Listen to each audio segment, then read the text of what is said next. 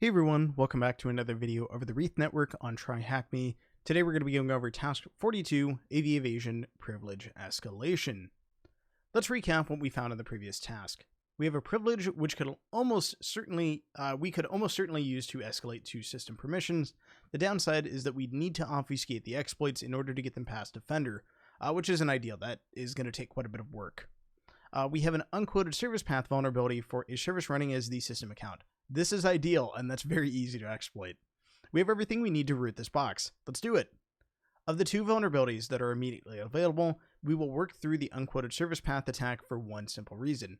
Getting a reverse shell back from this is very easy, even with Defender in play. The exploits available to manipulate the privilege we found would need to be custom compiled and obfuscated in order to be useful for us. However, with the unquoted service path, all we need is one very small wrapper program that activates the netcat binary that we already have on the target. To put it another way, we just need to write a small executable that executes a system command, activating netcat and sending us a reverse shell as the owner of the service, i.e. local system. Ideally, we would write a full C# service file that would integrate seamlessly with the Windows Service Management System. However, whilst this is perfectly possible and by far the preferable option, for the sake of simplicity, we will stick to just creating a standalone executable. It's worth noting that this technique is effective at bypassing the antivirus software on the target. However, in an enterprise situation, there's a good chance that it would be picked up by an intrusion detection system. In this scenario, we would be looking for a more sophisticated, if similar, solution. Ideally, we'd be using Visual Studio here. If you happen to have a Windows host and are familiar with Visual Studio, then please feel free to use it. As not everyone has access to a Windows machine or is comfortable installing Windows as a virtual machine, the teaching content will work with the mono.net core compiler for Linux. This can be easily installed on Kali and will allow us to compile C# executables that can be run on Windows targets. The same code will work just fine if compiled in Visual Studio, however. First, we need to install Mono, which we can go ahead and do. We're going to go ahead and name this PC Reverse Shell for this tab. Let's see. I will leave that be. Let's find a wonderful server that we can actually use for this. So we can use this prompt, and we'll just play around in here. Albeit, I'm going to go up to my Wreath base directory. So sudo or just apt install mono-dev. I'll hit enter just to start that installing. If you're using the attack box, then this should be already installed. Now, open a file called wrapper.cs in your favorite text editor. So we'll give this just a moment. I'm going to go ahead and let this run its course, and when it's done, we'll be right back. All right, we're done installing that. Let's go ahead. I don't want that. Let's clear this and do nano wrapper.cs. The first thing we need to do is add our imports. These allow us to use predefined code from other namespaces, essentially giving us access to some basic functions, for example, input and output, just to make things a lot easier. At the very top of the file, add the following lines. So we can go ahead and just take this, and we will just copy this in here to make things nice and easy. These allow us to start new processes. So in our case, we wanted to execute netcat. Next, we need to initialize the namespace and class for the program. So we'll copy this in, and I added a space here. I'm going to do 2 just for the sake of readability. Not what I wanted. Copy that. We'll paste that in. We can now write the code that we'll call netcat. This goes inside the main function, replacing the R code will go here. So we can go up. So we'll go up to here. First, we create a new process. This will, as well as a process start info object to set the parameters for the process. We can go ahead, copy this, and then put it just right here. In this specific case, we are probably going to need to, this is going to need to be tabbed. I'm just going to use spaces. That should work. Now we need to change some information in this. So make sure to replace the netcat-username.exe with, well, your username. This won't work very well if you don't call your username correctly. The attacker IP, and then that is going to be 10.50.73.19 for me, and then the port, let's use 20,001 for this to make it easy. And I'm going to write that down so I don't mess up my ports again. And let's see. With the objects created, we can now configure the process to not create its own GUI window when starting. So let's see. I think we just need to enter down. So process or proc info.create no window equals true. And then finally, we attach the process start info object to the process and start the process. And we can see a picture of everything down here. So let's go ahead and build that. I'll space over. We'll see if the spaces work for me. I would imagine that they will. And then we can enter then. Again, ideally I would do this in probably Sublime. It's probably going to be easier than what I'm doing with just Nano.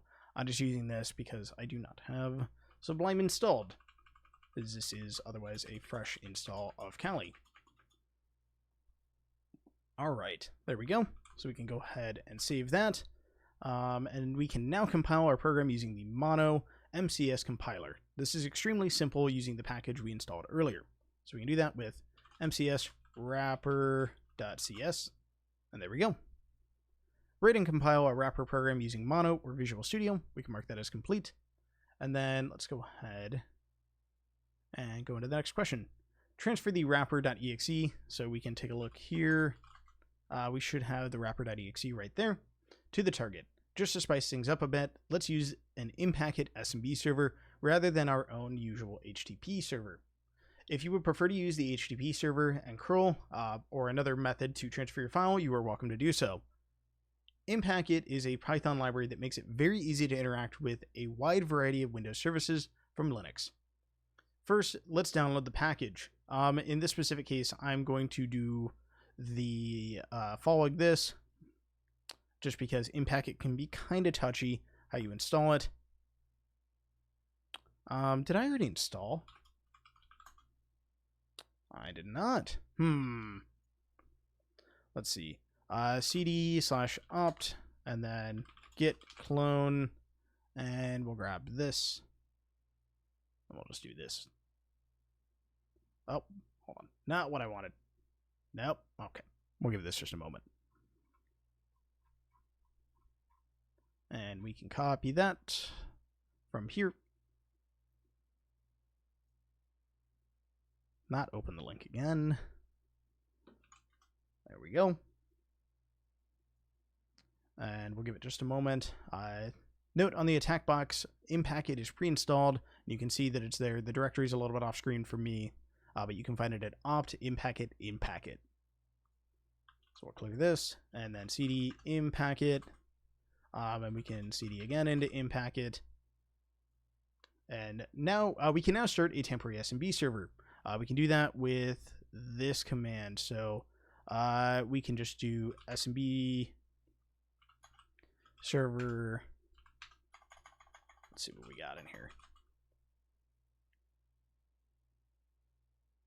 SMB server.py. It is not executable, so we'll do this with Python 3 SMB server.py. And then share is going to be the current directory, which we're actually going to go back to my home directory for Kali, and then Wreath. Confirm that we have the wrapper.exe in there. And then we can do opt in-packet, starting this off with Python 3. And then in-packet smb server.py, share, then period, -smb2 support, username, user password, and then secure password. I'm just going strictly off of the example, and there we go. Can go ahead and get that started. Let's see. So it looks like mine just exited. Let me go ahead and see what I can do. I'll pause this for just a moment. All right, there we go. So I ended up having to install it. You need to do that with pip3 install and then period in the inpacket base directory, and that'll take care of it. It'll take just a moment to install the prerequisites, but I didn't have all the libraries that it needed, which is why it was really upset with me. So let's go ahead. I can cd back to my home directory into Wreath, again confirming that I have the wrapper.exe file here, and then we can go ahead and run smb server.py share, and then this directory -smb2 support -username, and that is going to be just user password of secure. I'm going to type this wrong, and then there we go. Okay, now it's actually working. Now in our reverse shell, which we can go to, it should be right here, we can use net use and then / the attacker IP, which in our case is going to be 10.50.73.19, and then the share, and then / user in all caps, user, and then the password right at the end. And there we go. We should see the command. Yep, there we go. Command completed successfully. All right. This authenticates with the server using the credentials we set. So user and then secure password. We can now copy our compiled wrapper.exe program to the target. Due to file permissions on the normal Windows temp directory, we are doing this from our current user's own temp directory. So we'll go ahead and we can copy / user, so our attacker IP again, 50.73.19, and then share wrapper.exe to %temp %, that goes to our user's temp directory, and then wrapper-dark.exe. And there we go. So we're copying that now. That'll take just a moment.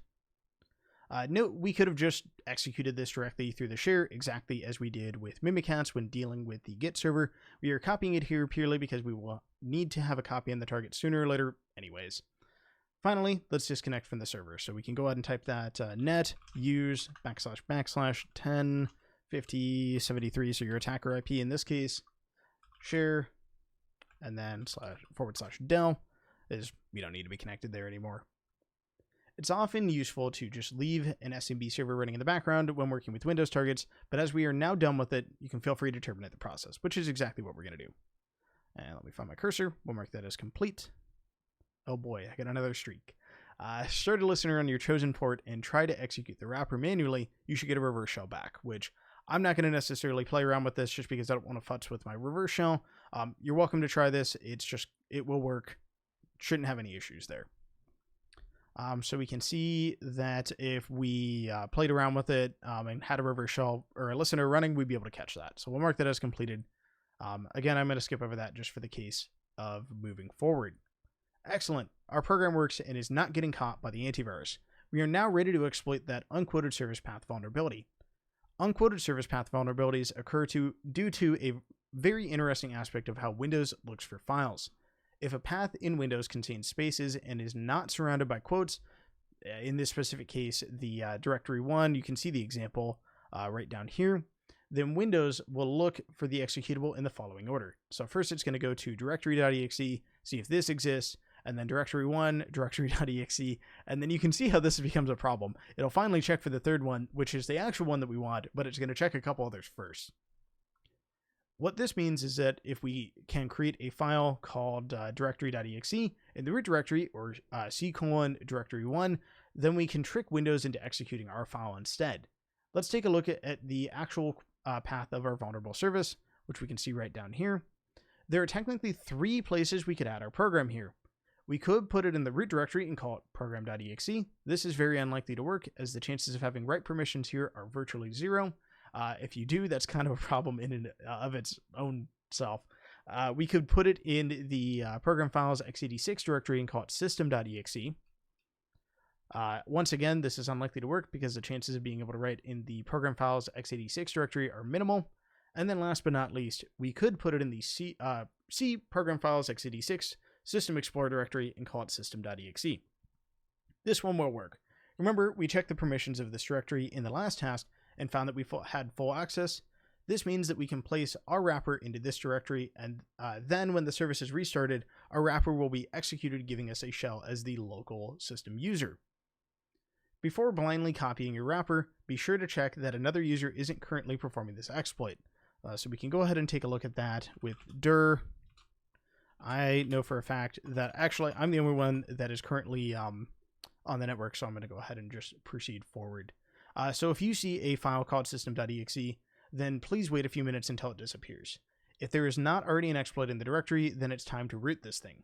Copy your wrapper from your temp directory to that target directory. So we can do that with this command. So we'll do copy, then temp, then /wrapper-dark.exe to C:, program files. And actually, before I continue on with this, I'm going to kill off the, let me find it. There we go. We're going to kill off this SMB share because we are going to catch our reverse shell in this specific tab. Netcat LVMP 20,001, and then we'll go back to our reverse shell so we can actually start continuing on. So x86 and the /system explorer /system.exe, and then make sure you end your quotes. And there we go. We can see that it was successful. And we can go and continue down. Mark that as complete. Our exploit is in place. We have two options to activate it. This service starts automatically at boot, so we could try restarting the entire box, although we don't actually have the required permissions to do this to prevent users from taking it down. We could also try restarting the service itself. Given the amount of access to the service that Thomas has given this account, it's a fair bet that we might be able to do this.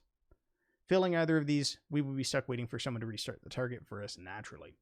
So let's try stopping the service. And we can do that with this command, se stop system explorer help service. And there we go. We can see that we were able to stop it. So we can stop the service. So chances are we can also start it. Set up a listener in your attacking machine, which I've already done in this case, then start the service. So we can do se start system explorer help service. And there we go. Now if we go back over here, so it looks like it might have some issues with starting. We'll give it just a moment. Actually, it looks like I might have messed up where I copied it. Let me go ahead and fix that and we'll be right back. All right, let's try this one more time. So I went ahead and double checked the full path. It looks like there's two System Explorer directories, so I went down into the deeper one. We're going to go ahead and try the system.exe. I also might have typoed in there, so we'll give it a quick try with restarting the service and see if this works. So we'll do se stop system explorer help service, and then se start system explorer help service. And let's see if I actually ended up getting that. It looks like it's still listening, so I will go ahead and troubleshoot this just a little bit, and we'll get back to it. All right, there we go. I moved it up one directory, and it worked. We can see that the system did not, or the service did not respond to the start or control. So again, make sure that you have it in this C program file system explorer directory, and we can see that I've double checked that I've listed it in there. And when you stop and restart it again, there we go. And we can type, who am I? Oh, that's no good. So we have root. Let's see. So notice we got a message telling us that the service failed to start. This is because the wrapper we uploaded isn't actually a real service, Windows service file. Who would have guessed? Our executable still gets executed, but as far as Windows is concerned, the service failed to start. There's only one thing left to do here. Let's clear up after ourselves by deleting the wrapper and starting the service. So we can go ahead and we will del and then C program files x86 system explorer and then system.exe. Let's see. Let me go ahead and go back over here.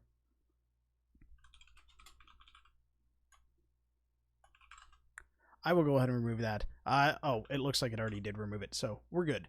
Let's see. So we've cleaned up after ourselves. Clearing up after exploits is a good habit to get into. This also has the added bonus of being courteous to other users in the box who may be about to perform the exploit. Note that deleting the wrapper and restarting the service did not destroy the system shell. So we're all good in there. The only thing that we need to do is se start system explorer help service, and this should take care of it. So a service, or an instance of the service is already running, so we're already good there. So mark that as completed. And the bonus question, optional, research how to write a real Windows service executable in C#. If you want a going further exercise, I highly, highly recommend going through and experimenting with this. It is a great way to get your feet a little bit more wet in this and start learning quite a bit more. We'll go ahead and mark that as complete just for the sake of the demonstration. And I will see you guys next time when we cover task 43. But until then, happy hacking.